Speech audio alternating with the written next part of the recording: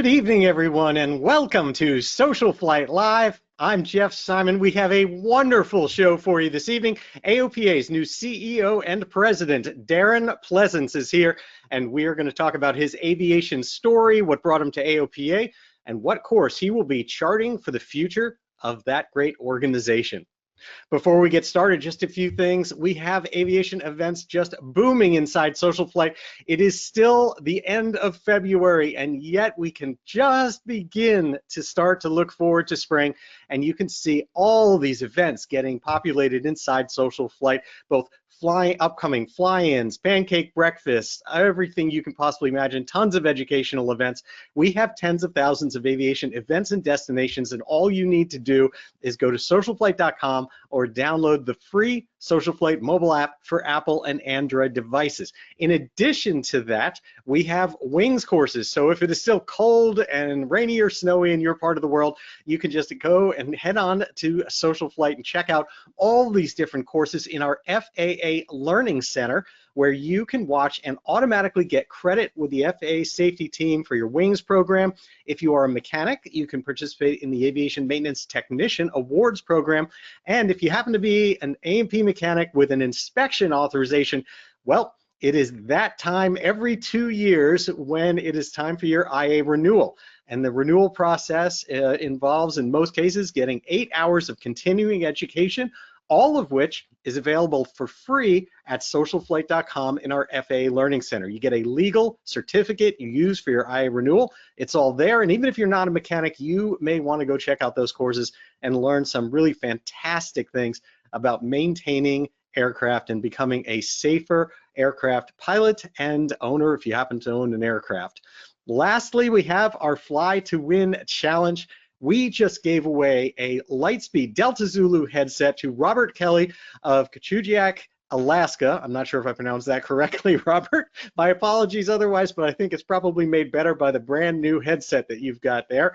And we are now giving away another one.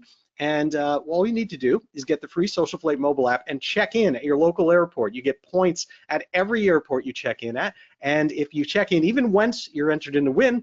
If you check in multiple times and get on our leaderboard, you can get extra entries into that drawing.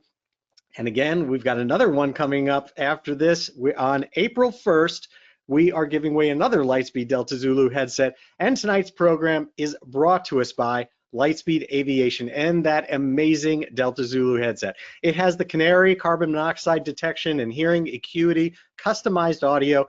I'll have to tell you, if you ever check, I write the column for maintenance online for AOPA, and I did a story about how we found a carbon monoxide leak in our aircraft, and it was using that Lightspeed Delta Zulu, where it alerted us, and then we found that the muffler was failing. And so some good information, some pictures, and more information about how you can inspect your system and fly safer with something like that. Now on to tonight's program. I'm so excited. Now on January 1st, Darren Pleasance took over as AOPA's CEO and President, becoming the 6th CEO in AOPA over the past 85 years. Isn't that some number? 6 different presidents over an 85-year period. That to me is some real staying power and stability, which elevates the importance of the position and the reins that Darren is taking over. Darren's story echoes that of many in the aviation community, from model planes to being a ramp rat at the local airport, hoping to exchange labor on the ground for time in the air. And Darren was able to do that and soloed at 16, got his private at 17, his commercial instrument and CFI at 18, while also going to college for his degree in mechanical engineering. Although being in the cockpit was his first love, he ended up deciding that his best path would be a career in business, ultimately making partner at the global management consulting firm McKinsey & Company, followed by leadership positions at Google and Cisco Systems. But throughout his career, he never lost sight of aviation. He served on the board of EAA for the past 14 years and remained highly active in aviation just about every way possible. He currently flies a SeaRey, an RV-6, a Piper Meridian, a North American T6 Texan, and a North American P-51 Mustang. So if that collection of aircraft doesn't span the gambit of aviation and speak to just about everyone out there, I do not know what does. He also recently published a book that we're going to talk about tonight, True North, A Handbook for Inspired Living, that became a bestseller on Amazon and has served as a foundation for a lot of the public speaking that Darren does today. I'm thrilled to have him with us tonight. Please welcome to SocialFlight Live, AOPA President and CEO, Darren Pleasance.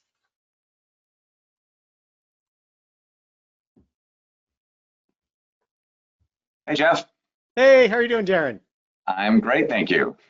Thank you so much for joining us. I know you have been very, very busy diving into this role that you've been in still for a fairly short amount of time. I saw you briefly out at Buckeye. You were, I guess, on the West Coast yesterday. You're back in Frederick now. Tell me a little bit of what it's been like diving into the role.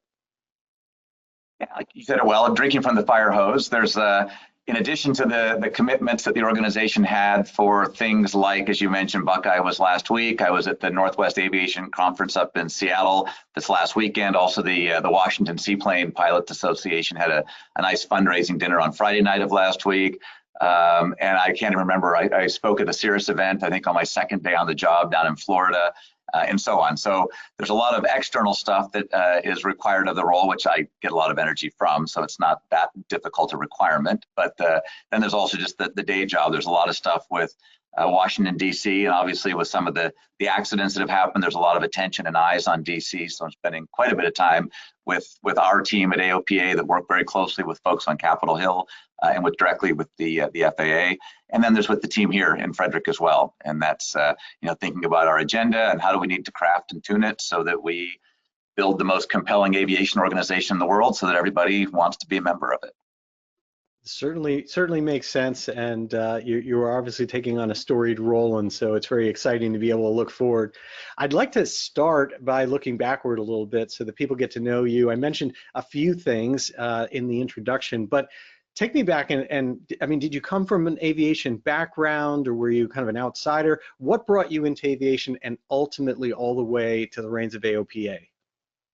Yeah, so no, I did not come from an aviation background. My parents were not in aviation at all, and nor did they particularly like general aviation. But I managed to get into model airplanes, as you said in your intro, when I was about 12 or 13, happened to see a fellow flying a model airplane at a local field, and I stopped to watch, and he noticed my interest and called me over and ended up inviting me back to his house with his nephew to build model airplanes. We did that for many years, which introduced me to it. I was in Boy Scouts, and I discovered there was an aviation merit badge option, so I started pursuing that, and our scout leader was a CFI, it turned out, coincidentally, and so I got my first airplane ride in a 172 with my scoutmaster. And I was fortunate enough in Livermore, California to live about 5 miles away from the Livermore airport, so I could take my bike, and I was only 13 at the time, so I could ride my bike to the airport. And this was pre-fence days. Now it's a lot harder for sure these days, but I could just ride up and down between the hangars and spot somebody working on their airplane and hover outside, and inevitably most of them would see me and invite me in to help them do whatever they were doing. And you do that enough, and pretty soon someone offers you an airplane ride. And that became the start of it. And then, as you said, I ended up getting enough experience. By the time I was 16, I'd already been flying for a few years in various types of airplane, mostly tailwheel airplanes. So I was able to solo at 16 and then got my private and so on. And then all the way through college, I was a flight instructor while going to school. The flight instructing outfit that I worked for had a charter component, so I started tagging along on 135 charter flights in Senecas and Navajos and things like that. Built up enough time to where I was able to qualify for their Part 135 operation, so I got checked out and got my 135 certificate, and I was able to start flying in Senecas and various types of aircraft like that. And I was kind of lucky, right place, right time. John Travolta lived in Santa Barbara at the time and had a Hawker jet, Hawker Siddeley 125, and needed a right seat guy when he didn't want to fly. And so I had the opportunity to do that as basically a backup pilot to him. And then went and saw a presentation one day with a guy who flew in Alaska and was an Alaska bush pilot by summer and a physics professor by school year. And it just lit this fire in me about how cool would that be to go to Alaska and become a bush pilot. And so I took a leave of absence from school at that point. I was in my master's stage of my engineering classes then, and went to Alaska and ended up getting a job and flew all over Alaska, got to see pretty much the whole state, and then came back and got hired to fly corporate jets for about 6 years before heading off into that that world that you described of business with McKinsey and Google and Cisco. So that's been my aviation journey. Since then, I got into competition aerobatics as well, into warbirds. I towed gliders to earn money over the summers when I was in college. So a lot of different types of flying. Only thing I really haven't done much of, a little bit, but not much of, is helicopters. Pretty much everything else is pretty deep. Wow, that's awesome. We have a few kind of photos. Why don't you take me through a little bit? And I put a big smile on my face because here's a good place to start. Yeah, that would have been back I was probably 14 years old, because while I was starting to do real airplanes, full-size airplanes, I was still doing model airplanes. This is Livermore, California, and as a kid out there in the mornings on Saturdays flying my model airplane. A little more hair than I have now. It is, those are the days when those planes were really hard to fly. Oh yeah, and you had to really build them, right? Then nowadays a lot of foam stuff out there. These were all balsa wood, so you had ribs, and you had to, use the super glue basically, and the monocoat and all the stuff you used to build them. And that was back when craft radios really reigned supreme. Then Futaba and Airtronics and others came out, and so the world has changed a lot since those days. But boy, what a great experience! No auto stabilization or anything like that. No. I recognize this man. Here's someone who's been on the show. Yeah, and he hasn't aged. I don't know what the deal is, what deal he made with somebody, but he looks the same today as he did back then. This would have been in 1996 when that picture was taken, and I was living in Boston at the time, where I think you are, Jeff. Yes. And I had gone out there. This was after graduate school. It's when I joined McKinsey. I was living in Boston, and I still had been flying. I've been doing aerobatics really since I was a kid. And so I went out and got checked out at Michael's school, but he was also looking for a flight instructor to teach people how to do aerobatics, competition aerobatics. And so he had a fleet of decathlons and then this extra 200 that were sitting on there. And so we became good friends, and we're still good friends to this day. And he's also has been on the EAA board for a long time. And I just stepped off the EAA board in taking this job at AOPA. But Michael and I have been good friends for many years, really starting back when this picture was taken in the just slightly after the mid-90s. So you actually taught underneath Mike Goulian. I did. Yeah. So he was something. And by the way, you're 100% right. He doesn't age at all, but there's a painting that does age in one of his hangars, but no one gets to see it.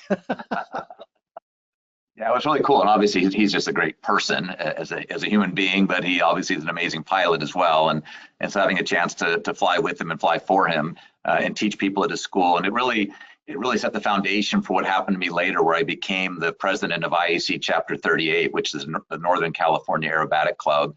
Had I not worked for Michael and gotten experience in competition aerobatics, I'm sure the California experience when I went back to the West Coast in 1998, that wouldn't have happened. And I ended up becoming the president of that chapter and grew it into the largest chapter in the country, which is what ended up getting the attention of Tom Poberezny and the group at Oshkosh at EAA, and they asked me to join the IAC board. At that time, I did that for probably 5 years or so, and then the folks at EAA, Tom Poberezny in particular, asked me if I would join the EAA board. So that experience with Michael is what led to that whole journey up through the world of EAA.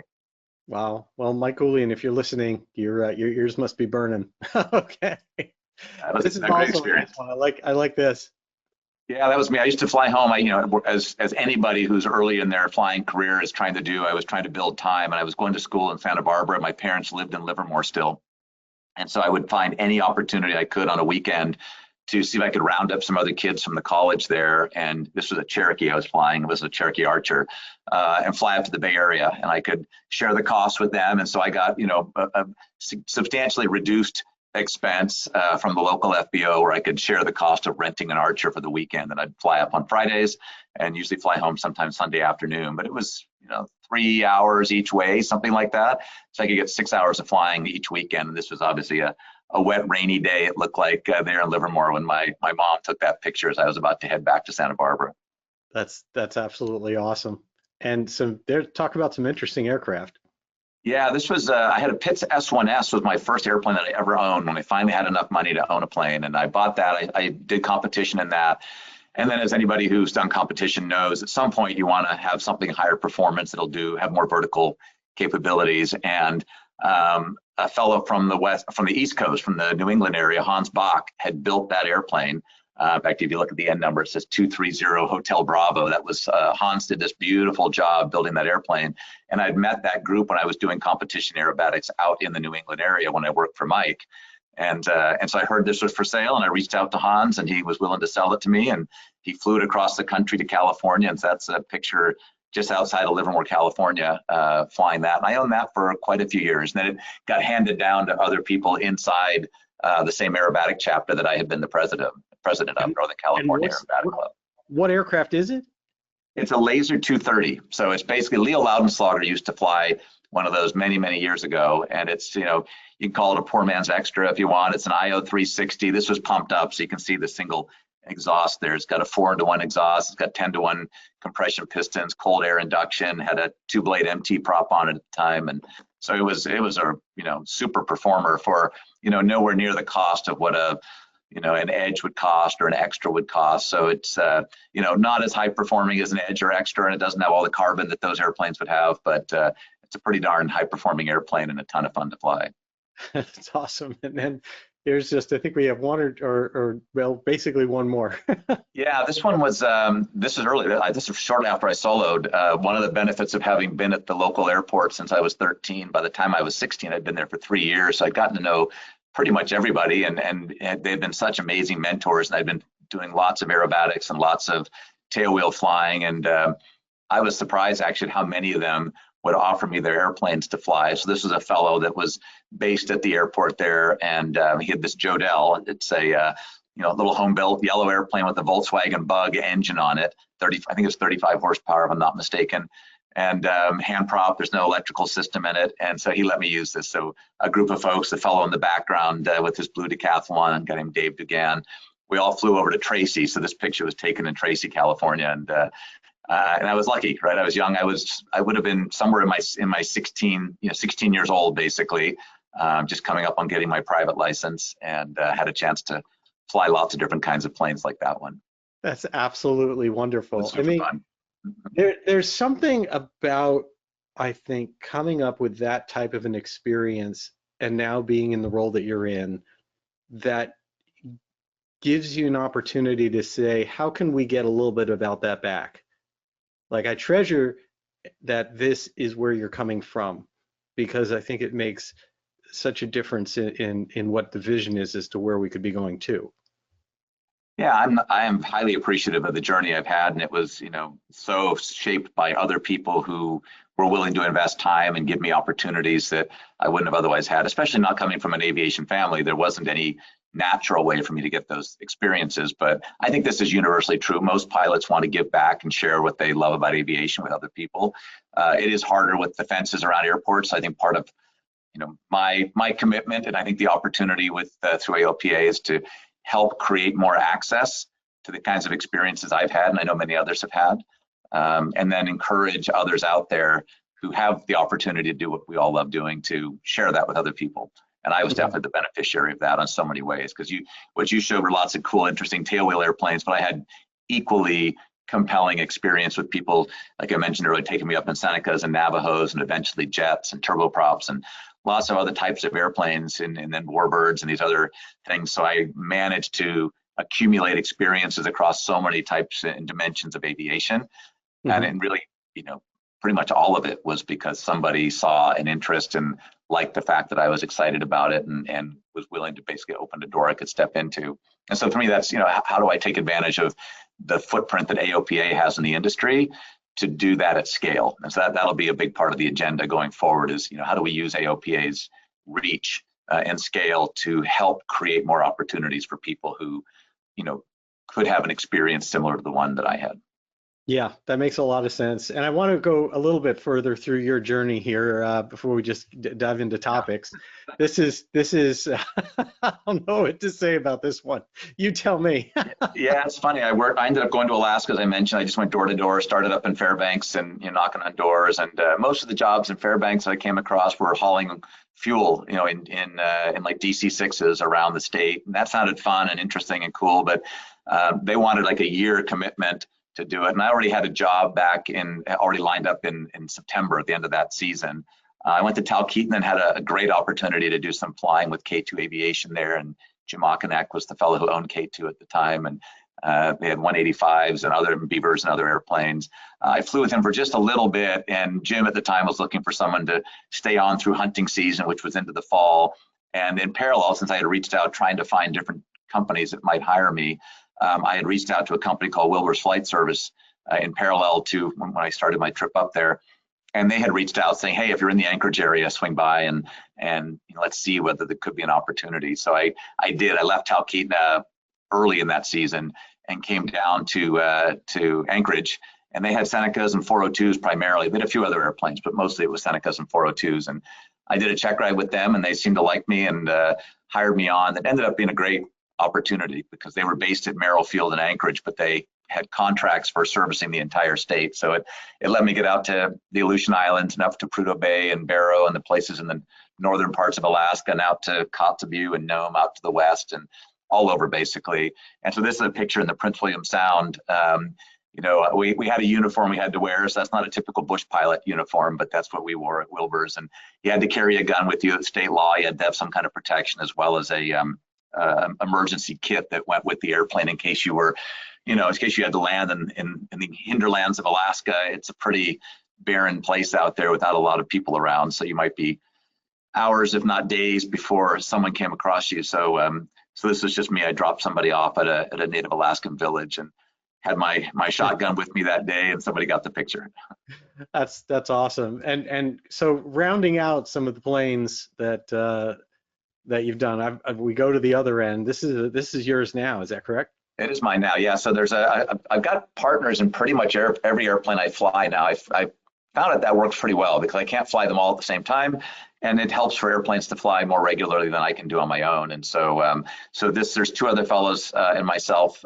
There's three of us total in this airplane. It's a SeaRey built in from a company down in Florida. They're unfortunately bankrupt right now. Hopefully they'll come back to life because the SeaRey itself is a wonderful airplane. It's a light sport, has a turbocharged Rotax pusher on the top wing. You can't really see it in the picture there, but it's a great airplane, super fun to fly, 4.5 or 5 gallons an hour. So just a kick if you want to go out and land on water or take off and land on land, as you can see with the wheels. So it's a complete amphib setup and inexpensive and super fun. Absolutely love that. And this is a shot of you flying it too. Yeah, I live in Bend, Oregon these days. So even though I grew up in the Bay Area and worked in the Bay Area and went to school in Southern California, in about 2004 or so, we moved up to Bend, Oregon, and which is also a very deep aviation part of the world because Lance Neibauer's from there. Lance Air was created there. Epic is based there today. There's a startup jet company called Stratus that's based there. So a lot of interesting aviation stuff, and that's where this SeaRey lives, is in Bend. And this was just taken a week ago or so. The mountains, the Cascade Mountains are just 10 miles or so west of where I live, and this was just a nice day. There was too much ice on the lakes to feel comfortable going out and landing on them, so I thought rather than lake landing, I would go up and do mountain flying. That's fantastic. And the last one that I want to make sure that we hit on, because there's got to be a story behind this before we just dive into happenings at AOPA, is how do you find your way solo, by the way, in the cockpit of a P-51 Mustang? Yeah, certainly luck plays a big role in these things, but this was a situation where, there's that old definition that, luck is when, experience meets opportunity, or preparedness meets opportunity, whatever you want to call it. But, I think most of us who fly probably dream of someday having a chance to fly a P-51, and it's usually just a dream because the chance of that ever happening is often close to zero. There aren't that many left, and to find yourself in a place where someone's willing to let you fly one, unless you got lots of money and you want to go buy your own, that's certainly an option, but that's a pretty hefty price tag these days.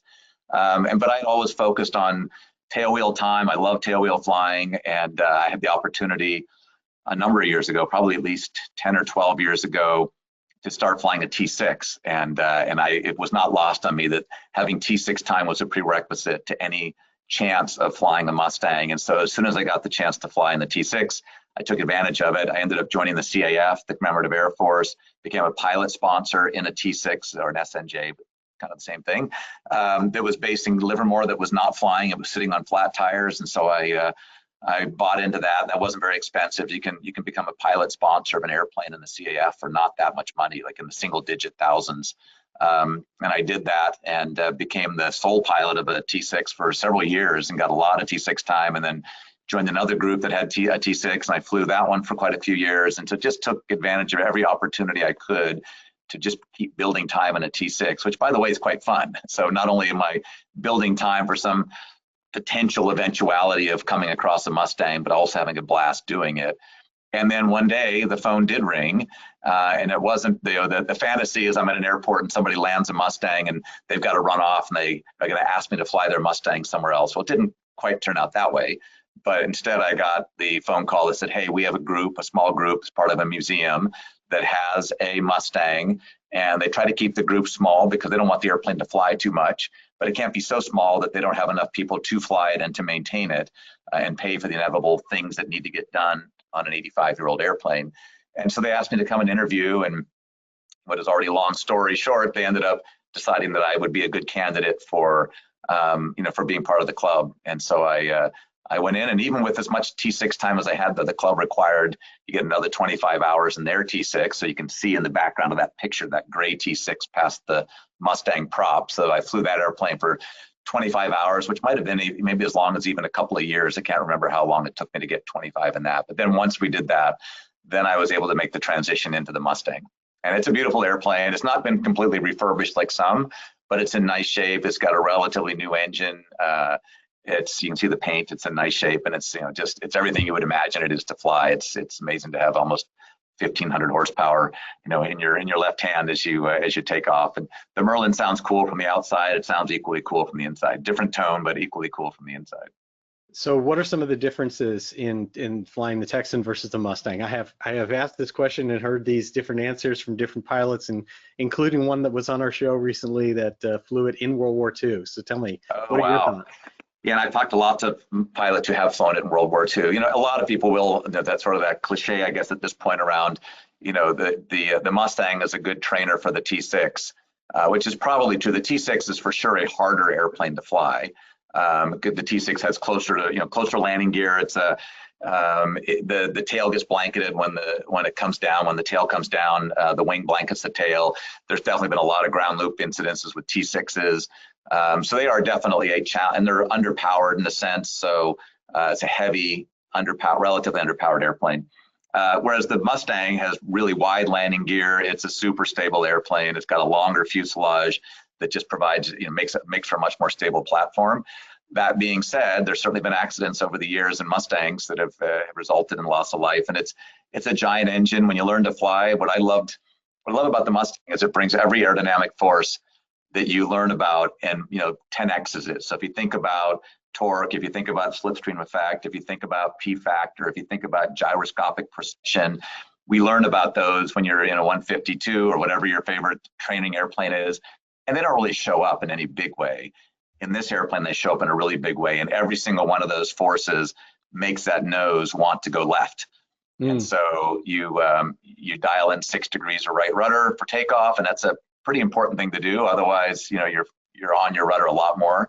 And then you don't do things fast. You don't cob the power if you have to do a go around, because the amount of torque at a slow speed can be quite dangerous. So there's those types of things, and and it's a fast airplane. It's hard to keep it under 250 knots indicated, and we know that below 10,000 feet you have to be under 250, and that's not an easy airplane to keep under 250. So you're constantly having to watch that. So, but otherwise, it's a dream to fly, and I'm sure the folks, the fellow you said you interviewed from World War II, I'm sure he would have echoed that. It's such a nicely balanced, just fun, gentleman's kind of airplane to fly, and you can see why it did so well back in World War II. Yeah, well, Bill Tiger Lyons at 100 Years Young was here on our show talking about it, and who I also spent quite a bit of time with in person, and he always, because they came up through all the different planes very, very quickly during wartime, and I always asked him, like, well, okay, why did you become a fighter pilot, bomber pilot? Like, what made the difference between? And he said, we were all together, and it was really simple. All the students that paid attention to what they were being told and followed the rules became bomber pilots, and the rest of us yahoos became fighter pilots. That's funny. I'm sure there's some truth in that. So I'd like to talk about now your role and what you kind of see, what you've stepped into and what's going on. So Mark Baker has been here on the show a number of times in the past, and of course we came to where we are now with the reauthorization bill, changes to basic med. Mosaic still now being in the process, like Eagle. Tell me what's happening now, and then we'll talk about in a little bit where you would like to take things. Yeah, those are all, I'll call it forces at work that we still have to continue to navigate. So as you mentioned, Mosaic's, almost across the line, but it's not quite across the line. There's some final questions on stall speed that are being, debated. And once that gets finalized, our expectation is it gets finalized this summer. But, in the current administration, who knows, right? There's so much turbulence. So a lot of our focus will be on doing everything we can within AOPA and in partnership with all the other alphabets, EAA and MBAA and GAMA and others, to get that across the line. But that's definitely a big one. ADS-B is becoming a bigger and bigger deal in several fronts. One, we're seeing increasing examples of where it's being used for, questionable enforcement action. Many have heard about it being used in certain circumstances for landing fees. We've seen frivolous lawsuits being filed with, somebody who sees the ADS-B data. This is an actual example up in Seattle where they saw that and they filed a lawsuit for mental anguish against a pilot who flew over their house, and they got that data from the ADS-B. So, we want ADS-B to be used for what it was intended, which was safety, traffic, eliminating traffic conflict, and then obviously efficiency. Part of it is around how do we help maximize the efficiency of aircraft in the airspace. So we're seeing examples where it's not being used for those purposes, and our fear is that because of that, we start to see unintended behaviors with people increasingly pulling breakers and turning off their ADS-B, which completely defeats the whole purpose. The whole idea is keep ADS-B on so we minimize traffic conflicts in particular. And so, we're going to fight that battle and try to make sure that ADS-B gets used for the purposes it was intended. So that's another one. The FAA Reauthorization Act from last year got approved, and the FAA is now tasked with implementing that. So just making sure that the intentions within there, for which there was a lot of benefit for general aviation, make sure that actually gets implemented. One of those areas of benefit is around basic med that you just mentioned. So AOPA played a huge role, as you know, in basic med, and Mark Baker personally played a big role in helping get basic med across the line. This most recent year, it got up, so it went to 12,500 pounds. It went to 7 seats, not 6. So we want to make sure that sticks, and it should. We want to now get it into Canada, so there's active conversations in Canada to basically get a degree of reciprocity so we can bring our basic med pilots up to Canada and they can fly freely there.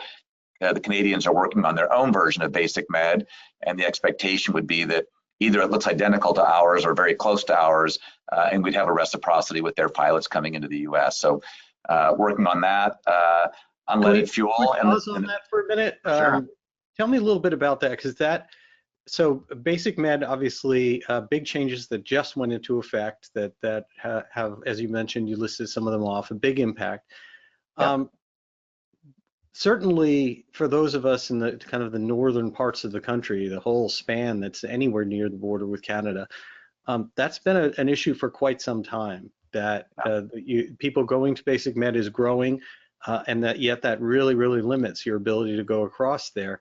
Do you see, is there really any movement there? Because it seemed like Canada had basically said, you know what, we're just going to wait and see when the whole world does it as part of. Well, we're trying to, yeah, it's a great question. We're trying to do I'll call it top-down, bottom-up approach. The top-down, we are working with ICAO as well to push at that level, so it's called the global level, to get an alignment around what a basic med would be at the global level. If we can get that, then that would come more tops down and put pressure on the Canadians to essentially have their version of it, and we push it that way. And then the other way is more bottoms up, where we're working with the federal air surgeon here, Susan Northrup, and her team to directly engage with the counterparts basically up in Montreal to work with them. And there is motion. They're actually working on it right now, and the main pushback they've had is that they want to have their own. They don't want to just take our basic med and basically copy. And that would be, of course, from our vantage point, the easiest thing to do. Don't reinvent the wheel. Just take something that's working, and we have all the data, all the statistics to show that it works great. There's no degradation in safety. Let's just go ahead and bring that to the Canadians and adopt that. But they want to do, there may be some tweaks they want to make with theirs. We have to give them time to do that. But we're pushing to see if we can get that done this year. So there is motion. There's an intention to get it done as quickly as we can. I'd love to see it happen this year. And we'll just stay on it and continue to push it and make sure people don't forget about it. Is that realistic, like 1 year, or do you think we're looking? Well, they've been working on it. It's not like they're about to get started. They've been working on it. And so, and once they lock on it, the reciprocity part's simple. As simple as anything happens in government. But all we have to do, the two governments have to just agree that these are close enough to each other that we're willing to let them come here and they're willing to let us go there. It's as simple as that. And we know there's no safety issue, right? There's no safety of flight issue that we're talking about. It's purely, political / regulatory, and just getting all the I's dotted and T's crossed. That being said, now that we are, imposing tariffs on Canada and doing all these other things, who knows whether that negatively impacts our ability to get this done. So that's why everything I'm saying comes with this giant asterisk or caveat that it's really hard to know whether the stuff that's happening through the administration side of things is going to positively or negatively. There might be some stuff where it accelerates things for us. I know the administration's definitely favorable for a smaller government, less regulation kind of environment. So that could be helpful for us in some areas. But it could also result in topics like this that perhaps it slows down for sort of unintended consequences of some of these actions that they're taking. So we really don't know. So the best we can do is to stay highly engaged. And we've got a team here at AOPA, Jim Kuhn and his team with our regulatory affairs group. And they're, like I mentioned earlier, they're on Capitol Hill every day, both with the lawmakers on both sides of the aisle and in both houses, as well as with the FAA directly, and working closely with them to try to navigate and push these things forward in the face of all the turbulence that they're wrestling with these days. Let's latch onto that for a moment on the topic of changes in Washington and how it might affect general aviation. One of the things certainly is there's obviously a big focus on cost savings in government, things like that. In the past, when those words have come up in association with aviation, the words privatization and ATC fees have always come around. Do you see that as a current risk? Absolutely. Yeah, I think there have been some think tanks out there, Cato Institute and others have directly come out in the last month or so, month and a half, and explicitly called for privatization of ATC, which is no different than was done, whatever it was, 8 or so years ago, last time around. So, there's absolutely a real risk that topic comes back up. Now, we did just submit a letter, basically to Congress, to the FAA, that signed by basically everybody in the industry, including the airlines. So this was, I think, the big, the big accomplishment of this collective aviation industry group, was to get essentially everybody across the industry to stack hands and say that we all agree that there's opportunities for efficiency with the FAA, opportunities for modernization and better deployment of technologies that would help them do a better job and be able to basically be more modern. Today, they're operating on legacy technology. We know we have controller shortages. We agree with the FAA and others out there who speak about the controller shortages. That's very real. Facilities consolidation, multi-year funding. There's a lot of things that could be done that would meaningfully improve the ability of ATC to support the airspace as we have it today, while preserving what's great. We have the safest airspace system in the world, so let's not throw that away. We can do all of that without having to go do privatization. So that's our argument, is that let's team up and focus on driving the improvements rather than spend the next year battling over whether to privatize or not privatize. And we think, given the amount of alignment we've got across the industry, our hope would be, and this is what we're obviously pushing, is that the members of Congress would lean in and support this position, and basically partner with us and partner with industry to go work with the FAA to get this done, right? Rather than battling for the next, X quarters or years. Do you also think that some of the changes happening with kind of the political winds right now affect the deadlines or kind of speed towards the elimination of 100 low-let? Yeah, that's a good question. I think we're not going to assume that just because there's a new administration in power that that the 2030 date that's been put out there to get to an unleaded fuel is going to change. It could, but I personally think that it'd be foolish of us as an industry to just bet on that, because the reality is we really should get to an unleaded future. I want to get to one that's as close to a drop-in replacement to 100 low lead as we possibly can. But having run lots of engines on unleaded fuel, including aircraft engines, they do run really well. In Rotax, you saw the SeaRey in the earlier picture. That's 100 hours between oil changes if I run unleaded fuel. It's 25 if I run low lead, 100 low lead. And so, and we ran the Baron on GAMI fuel, the AOPA Baron on GAMI fuel. The engine ran better. The fuel, the wear metals in the oil were better. So the engine would typically last longer because we're not wearing it out as quickly. So there are lots of benefits. Obviously, the key question on all the low lead or all of the unleaded fuels that are just beginning to emerge is really around, do they have the proper detonation or anti-detonation properties, which is where you get into the additives they have to use to in place of the lead. But then also, and that's the second one, the materials compatibility issues. Are all of these fuels truly able to be dropped in without any meaningful materials incompatibility? And that's where we're still early days on these things. Obviously, GAMI's been out there. They've got fuel in California. They've got an STC. It's been approved in a very large number of airframe and engine models. They've had some issues out there. I think it's widely reported on various outlets, AvWeb and others, around some of the paint and O-ring and tank sealant issues. And so, the question, of course, that raises for all of us is, are those one-offs? Are those unusual situations? Are they? Is there a mitigation option? Was there something wrong with that batch of fuel? Or if nothing wrong with that batch of fuel, was it something about those specific planes? If it wasn't those specific planes, if this is more of a universal issue, is there a mitigation option, either a tuning of the fuel itself or something that can be done to those aircraft so that owners don't have to go through that? Because clearly, if you're going to put a new fuel in your plane and it has immediate paint issues, that's a major red flag. And so I know George Braley and GAMI are working on providing answers to the industry on exactly those questions. Yeah, and George is working really, really hard on that. Have a lot of respect for him in that regard. And I think there's some speculation that it's one of those things where systems that are in really good shape, bladders that are in good shape, sealant that's in good shape, all the other kind of vulnerable components that are in really top shape should be fine, but will that translate into, I think, vulnerabilities for those things that already sort of have pre-existing issues? And with a fleet that's over 50 years old, I think that probably is quite a bit of it, if that is true. It's why there's a strong narrative out there around ASTM and the standards-based consensus standard, basically, that has call it different. Some would argue it's a higher bar. Some would argue it's just a different bar, but it does require a level of industry engagement to understand all the materials compatibility issues that any given fuel might have in order to expose whether there are certain types of materials, or to your point, age of materials where the compatibility is not what we'd want that to be.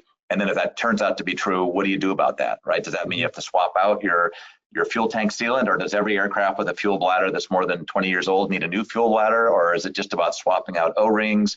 What exactly is it? And so there's definitely a strong group out there who are very vocal around the importance of ASTM, because the STC allows a producer to go faster for sure, and you'd expect if you're a fuel producer going down the STC route that you would be obligated as well to do as much testing as you possibly can. I know George has done a lot of testing with GAMI.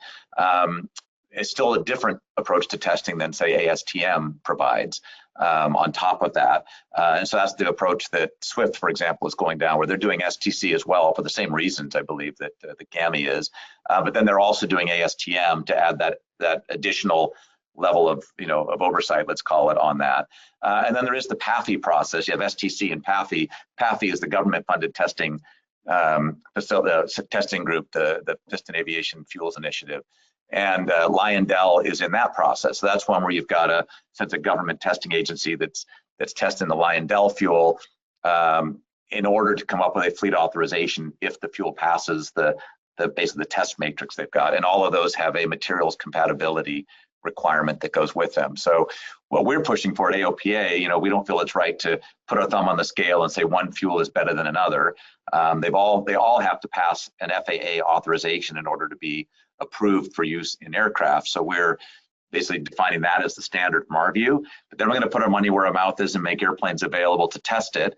But then also we absolutely expect that any of the fuel producers will be highly transparent with what they're learning to make sure that if they do discover issues, they jump on them quickly, they expose them to the to the market so we can see what they're doing, and then they offer up remediation or mitigation if there is an issue.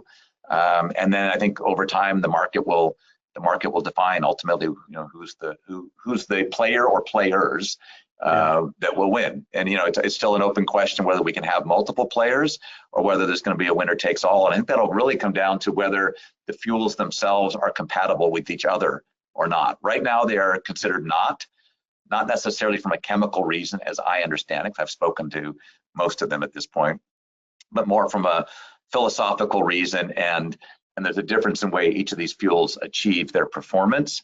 And so there's a desire from each of the fuel manufacturers not to have their fuels mixed with the other fuel. And for no other reason, it clouds the performance of any one fuel. If there are issues, it's hard to discern what's the issue because of fuel A or fuel B. So each of the fuel providers is asking their fuel to remain independent.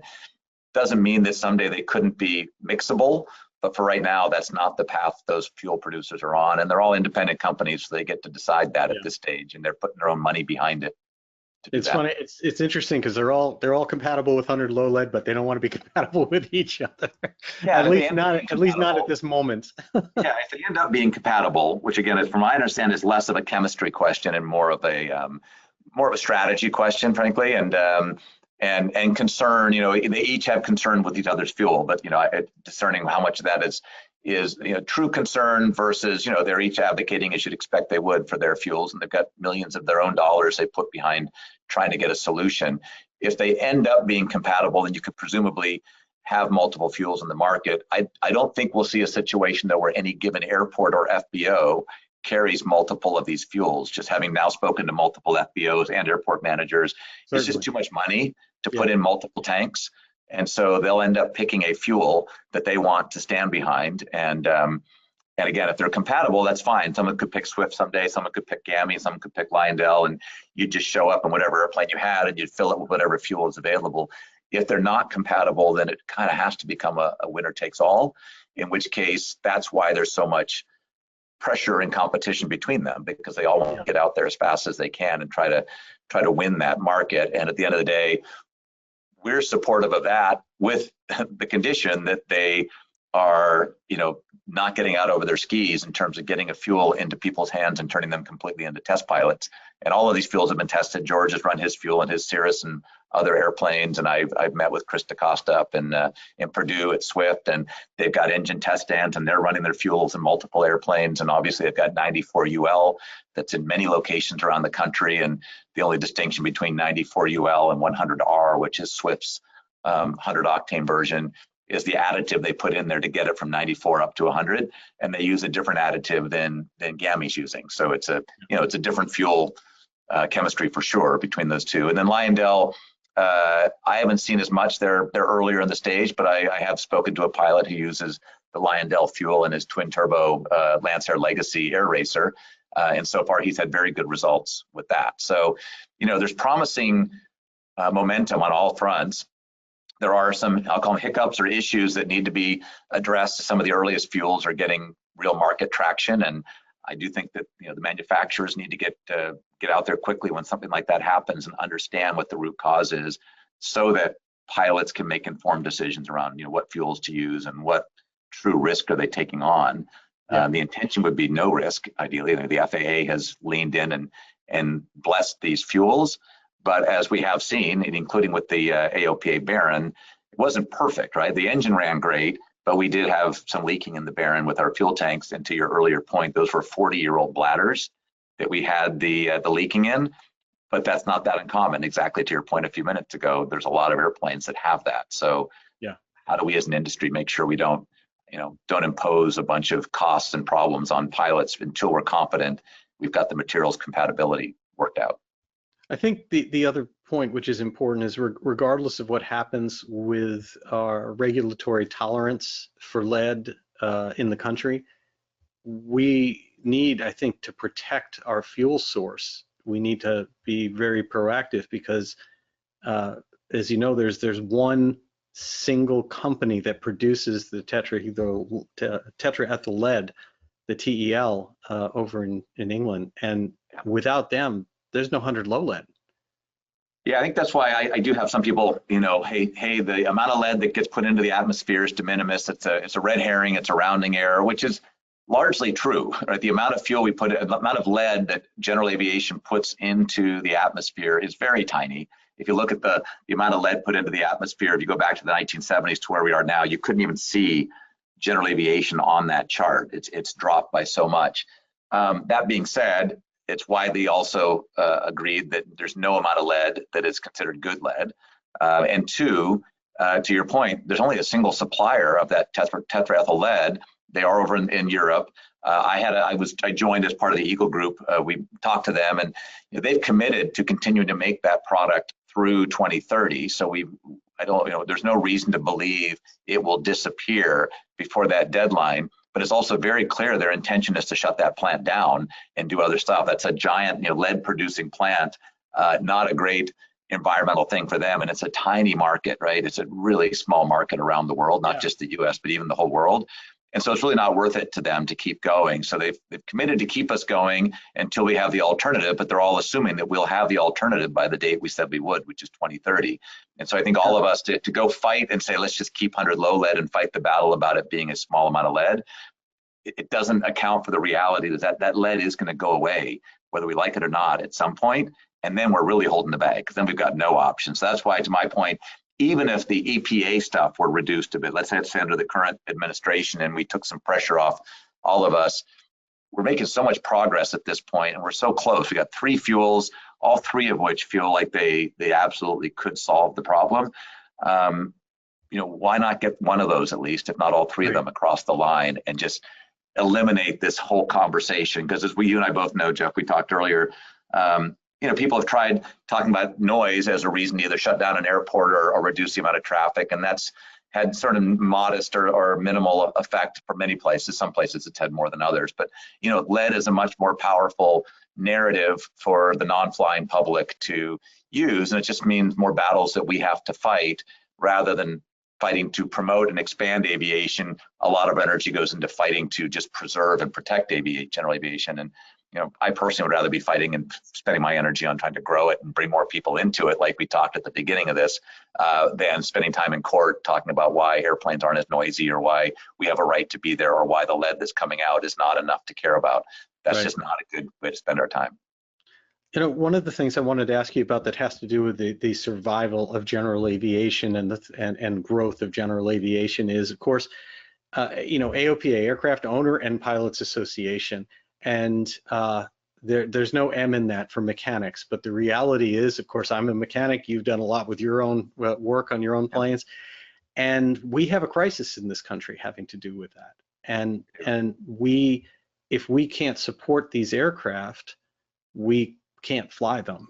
And what do you look forward to in AOPA? What do you think? What role can AOPA do and play in order to help this situation? Yeah, there's probably more we can do. We are doing some stuff already, though. Notably, we've got a high school program that's out there that's in over 1,100 schools now. There's 30,000 kids in that program today as we speak. There's been 100,000 that have gone through it. And that program isn't just focused on pilots, it includes mechanics as well. And so there's a whole maintenance track with the goal being to introduce kids to that whole world of opportunity in front of them. And it's more of a trade school route, which we know for many kids is exactly the right kind of route. Not everybody needs to go off to college. And so the idea would be, hey, there's a lot of opportunity in aviation and a way to make a good living in aviation by becoming a mechanic. And so we educate them on what that looks like and what the paths are to go and do that. So we do that. And then it's likely we'll add coverage. We have this pilot protective services that we offer to members today, which includes medical and legal services. If you're a member of AOPA and you have questions around either some medical concern you have about yourself, or maybe you violated the edge of a TFR and you've got a friendly letter from the FAA, we have services that will help you navigate that and be your advocate. And so one of the ideas we have is, why don't we add mechanics to that? Because if you're a new A&P, there's a certain liability, or IA for that matter, that comes with being that. And why wouldn't we offer those same kinds of services to a mechanic to just make it easier for them to get into that industry and be that, know that they've got an ally in the back court to help them with in this case, legal related questions. So we're doing those, but beyond that, there's probably more we could do. Sort of the genesis of your question was, are we doing enough? And I think the answer is probably no. It's really become a much clearer gap in the industry, even just over the last few years, than it was, say, 5 or 10 years ago. And now I can't go to a single town hall without somebody asking exactly that question, and how do we solve this lack of mechanics as quickly as we can, because it is becoming a major bottleneck. It really is a challenge, and I think one of the biggest challenges is, quite frankly, General Aviation does not have a mechanics organization, right? That's all about the airlines. And when we talk about making, there's a school that trains mechanics right at my local airport, and they're not coming out of that school and working on Bonanzas, Pipers, and Cessnas. They're getting scooped up and getting great jobs working for the airlines. Well, it's the same challenge that flight schools have too, where the instructor gets in there, they hire someone, or they become a flight instructor, they last for maybe a year, and they get sucked off to the regionals.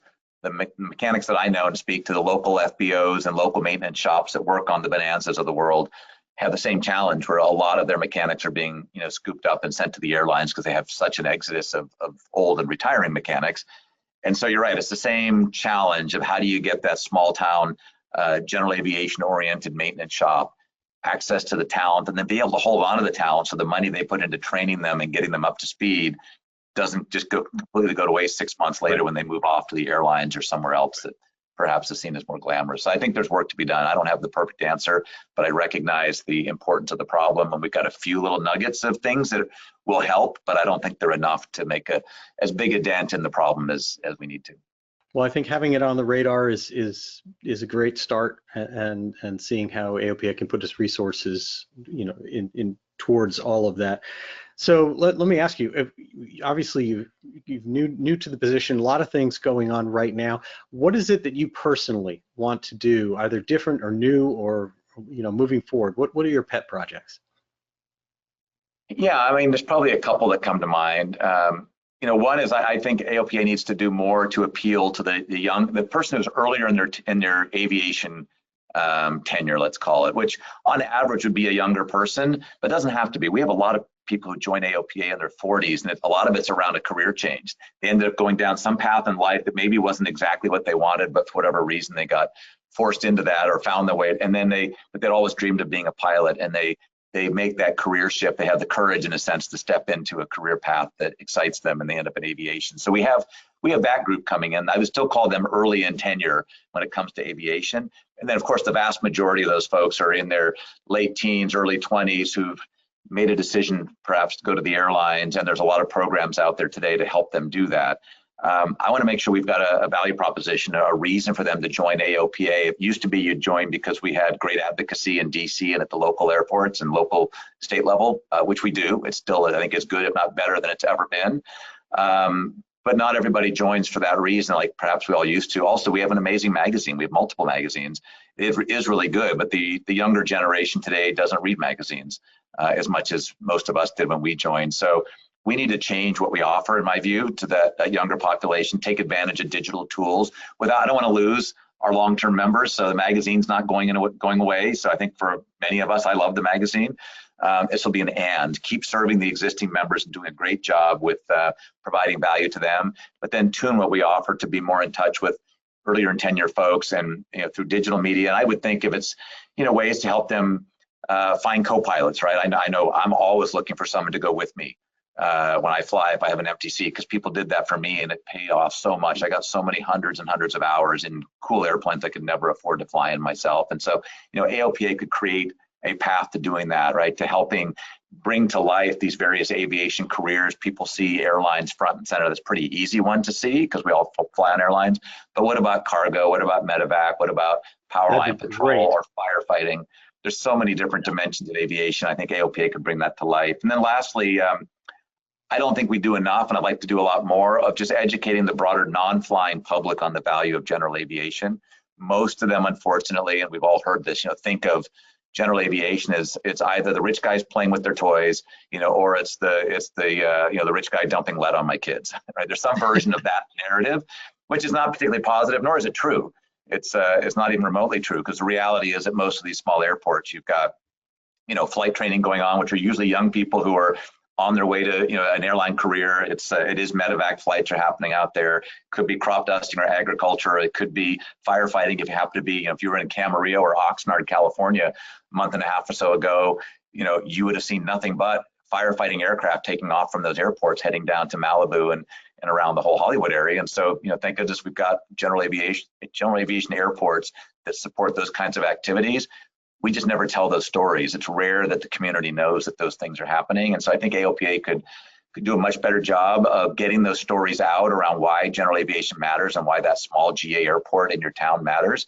And then arm the local folks. We have a multi-thousand airport support network group of volunteers within the AOPA family that help us fight the battles at the local level. And so we want to arm them with these stories and then augment those stories with true local stories. Here's, Susie, who just graduated from high school, just got her private on her way to the Air Force or on her way to the airlines, and have people understand that those local airports actually do great things in their community. And as someone said at a recent thing, we'd like to have, one message, many voices. And so I think we can play the role of what is that one message, and then arm everybody, the many voices out there to tell it, so more people appreciate general aviation. Well, I really I resonate very much with what you're talking about. Those ideas are fantastic. I think certainly AOPA championing the idea that you could share flights and connect and get more exposure during your training or just in general would be a fantastic thing. That put a big smile on my face. The other thing when you talk about raising our profile and understanding is all about engagement. And I'll just pass along what we've seen through SocialFlight and all the events that keep happening all over the country that we draw attention to, is that when airports have events that bring the local population in, especially when they do things like airplane and car shows, where they open the fence and they have people there and you get people crossing over interests and walking around, the engagement happens and the conversations happen. And that's when all of a sudden they realize, oh, this isn't just a bunch of elitist rich people. This is like all cool people, and they get engaged. And maybe now, instead of complaining about the plane that's flying over their house, they're like, you mean my son might be able to just come here and learn how to fly, or you'd be able to take him up even for free, and maybe someday he might get interested. Like I've witnessed those conversations, and I've seen those hearts and minds change in their perspectives, and I think a lot of it is event driven. I think you're right, and I think there's a saying another friend of mine has that you got to see it to be it, and we don't do a good enough job of helping people see it. Like how most people don't know you can just go out and become a pilot, go to the local airport, become a pilot. We have people I've come in touch with even more recently that assume that most airline pilots went into the military, got trained for a decade, and then ended up at the airlines. That was how it happened decades ago, but that's not how it happens today. The vast majority of flight training is happening at a local airport nearby in a 172 or an RV-12 or pick your favorite airplane.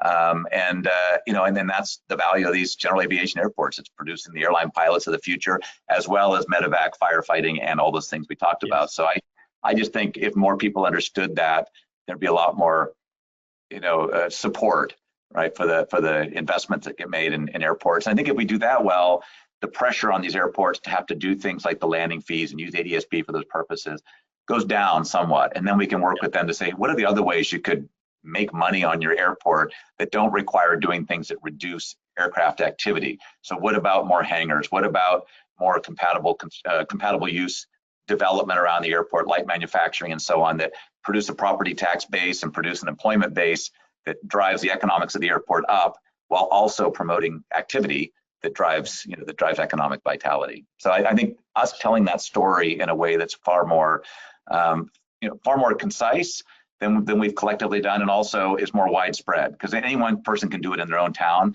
If we could have that be something we spread across the country to understand the value of this amazing place, because one thing I've learned is in those jobs at Google and McKinsey and Cisco, and so I traveled the world extensively. I've been almost to every country in the world at this point, and that's given me an extreme appreciation for how good we've got it in the US. The general aviation industry and aviation overall, not just general aviation, is so much more vibrant and innovative here in this country than it is anywhere else in the world. And we shouldn't take that for granted. It could easily go away, and there's forces every day trying to diminish that. And so I feel like that's our opportunity, and AOPA's got the scale to do that. And we work really well. I work well with Jack Pelton at EAA, and with Ed Boland at MPAA, and with Pete Bunce, and soon Jim Viola at Gamma, and so on. There's all these groups. If we come together, we have a lot of influence. And so it's just about, pointing that influence in the right direction.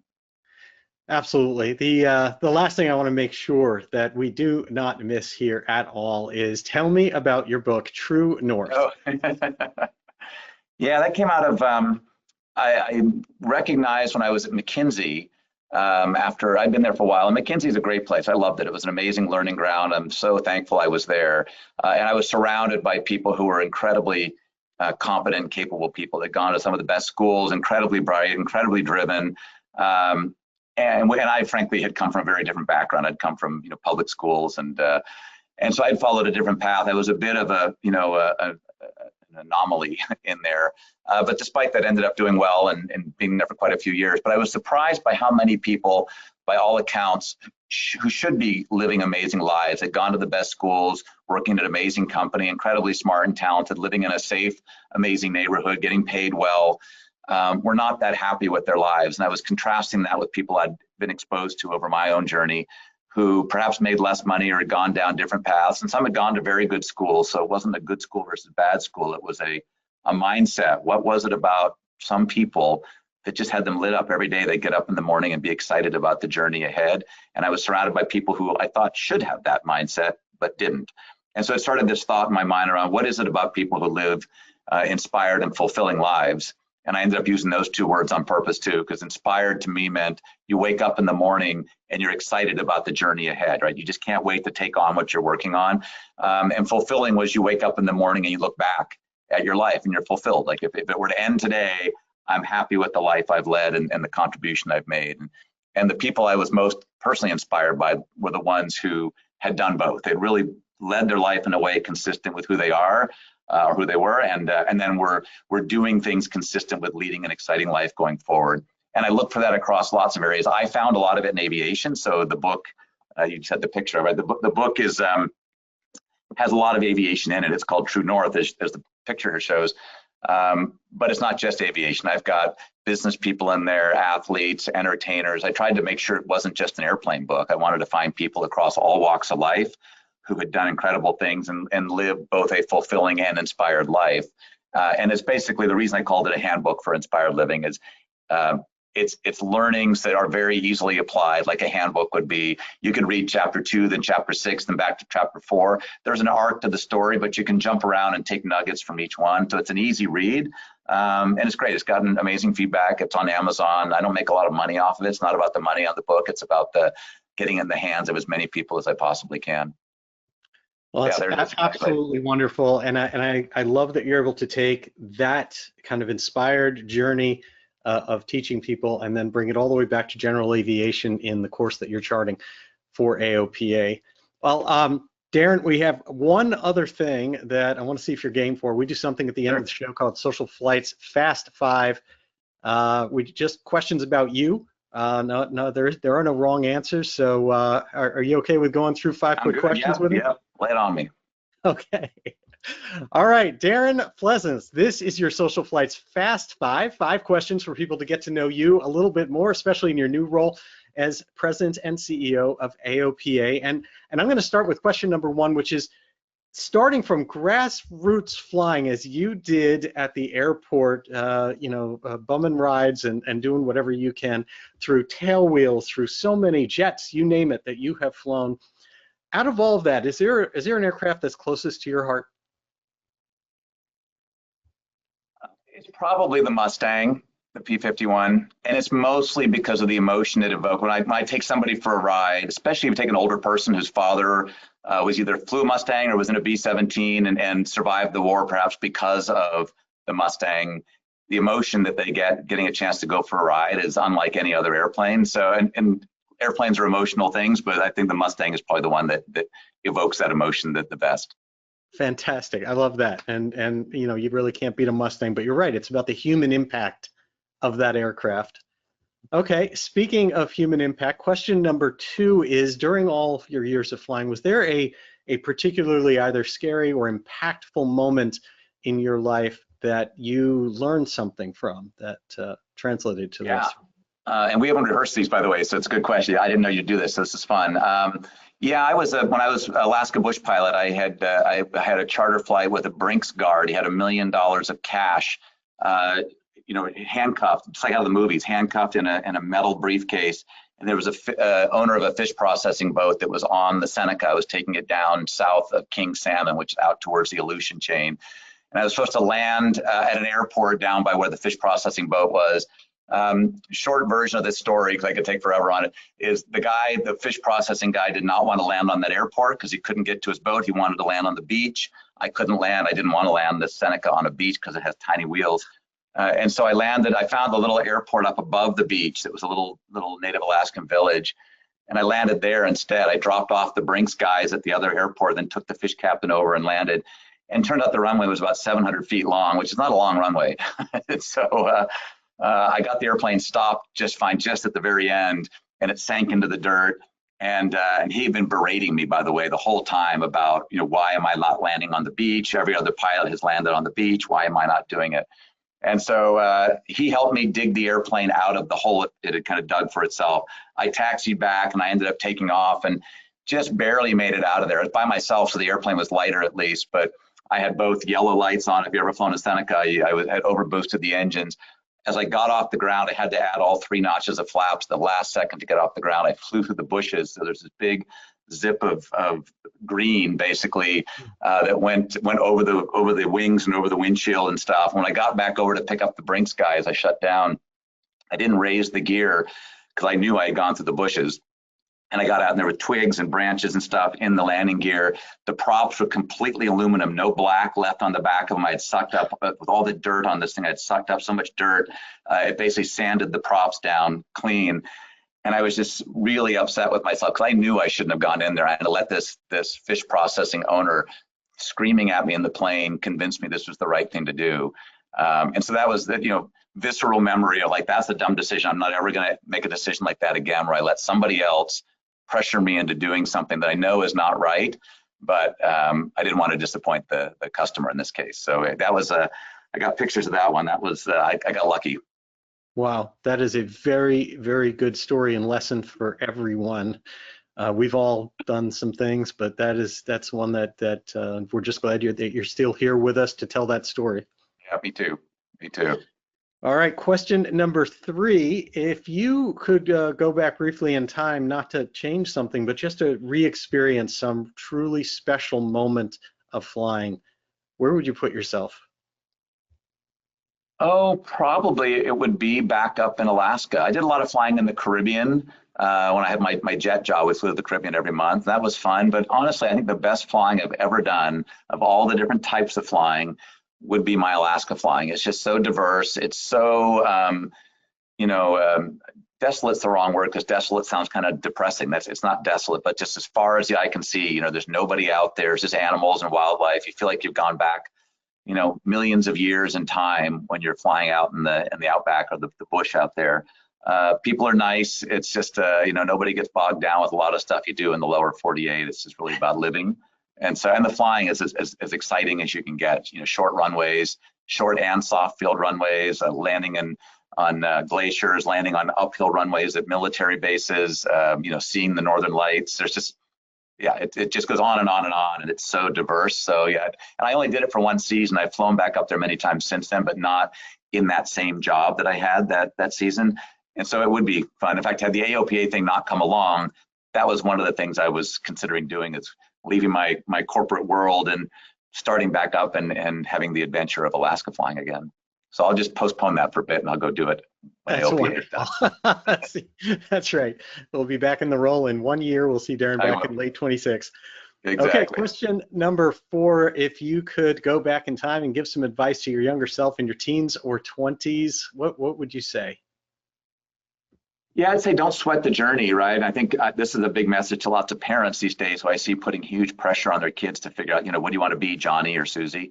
And I didn't really know what I wanted to be, and I thought I would be an engineer, which is why I was getting my degree in engineering. But I also knew I loved flying. And to my parents' credit, they were really okay with me picking a path through life that amplified or indexed heavily on things that I was self-motivated to go do. So I went to UC Santa Barbara, not because I had a great engineering school, although they do have quite a good engineering school, but it was a good engineering school next to an airport. That was the most important factor. I knew whatever I did in college, I wanted to have it be close to an airport. And my parents were great with that, right? They thought that logic made sense. And man, am I happy I did that, because it allowed me to go to class and then ride my bike down to the local airport and teach, during school, and then eventually charter work and Travolta stuff and all the things there. So yeah, I think it would be, there's no way I could have predicted that I would get my degree in engineering, right? Become, fly for John Travolta, become a corporate jet pilot, go to Alaska. There's no way I could have predicted this whole journey. And so it was more about just being confident that if you lean into things that you enjoy doing, you'll probably do them better than the average, because you'll spend more time. I would read every magazine. I'd spend as many hours at the airport as I could. And I think if you are doing anything where you're likely to be better than the average person at it, you can make a meaningful part of your life, out of that. And for me, that happened to be aviation. For others, it could be music or dance, or, pick your favorite thing, or science, or whatever it might be. And so I guess that's it. I don't be overly worried on exactly how the journey is going to turn out. Just, it's almost like take 1 or 2 steps forward, always just be moving forward and making progress around things that get you excited, and then wait and see what doors open up, and then just have the courage to step in. There was a saying that was given to me years ago that played a huge role in my journey. And the saying was, when faced with a difficult decision, choose the one that makes for a better story. And that really resonated, because like when I quit McKinsey to go join Google, that was, I liked McKinsey, and I had figured out how to be effective there, and it was a good job. And walking away from that to something I knew very little about was scary. Or walking away from graduate school to go to Alaska and start knocking on doors, not knowing if I'd actually find a job. Those were all scary, but it was true that each one of them, if they worked out, would absolutely make for a better story than just continuing to do the same thing tomorrow that I did today. And so and even AOPA, I was doing great at Cisco. I love Cisco, amazing company. But what would make for a better story? Well, coming to AOPA and doing this for a while. So it's been a very powerful quote for me. That I now have a new favorite quote. Thank you for that. When faced with a difficult decision, choose the one that makes for a better story. Yeah, I love that. That's absolutely fantastic. Speaking of choosing, our last question on SocialFlight's Fast 5, if you could choose anyone to spend an evening with, alive or no longer with us, past, present, doesn't matter. Is there someone that comes to mind? Yeah, who it would probably be? Would be you'd think it would be a pilot. You think I'd say like Charles Lindbergh or something like that, and those would be really cool people to spend time with. But I think it would be Teddy Roosevelt. Because had you asked me a question in this interview around what's my favorite book, I'd probably say Theodore Rex, which is about Teddy Roosevelt and how he became president and what he did as president. Maybe partly it's because of our current political climate and how dysfunctional, we are overall, left and right side of the spectrum. And I looked at what he did in terms of like true leadership. And it's a page-turning book. If you ever read Theodore Rex, you just can't help but put it down. But you also realize what good leadership looks like. I mean, amazing leader. He took on the unions, so he battled the left and the unions. He also took on big business with Standard Oil and U.S. Steel and all the Carnegies and all that. And so he did what was right for the country. It took a huge amount of leadership, and also he was a great adventurer, right? He started the national park system, big hunter, outdoorsman, self-taught, very curious person. So yeah, so if I could spend an evening chatting with someone, I'd say Theodore Roosevelt. That would be amazing. Absolutely fantastic. Absolutely fantastic. Love that answer. Well, Darren, we could talk for hours and hours and hours. I hope you'll come back on the show in the future. I'd love to. And I just want to say thank you for taking time. I know how busy you are just having the new reins at AOPA, but I want to say thank you so much for taking time to join us here tonight on Social Flight Live. I appreciate the opportunity to speak to you, Jeff, and to the listeners who've tuned in. And obviously, I'm new in the role, so if people have ideas or want to lean in to help, I can't do this alone. And we've got an amazing team here at AOPA, but even that's not what it takes to do what we all need to do for general aviation. So hopefully others will raise their hand and lean in to help. Absolutely. Well, you have a wonderful evening, and thank you so much. Great. Thanks, Jeff.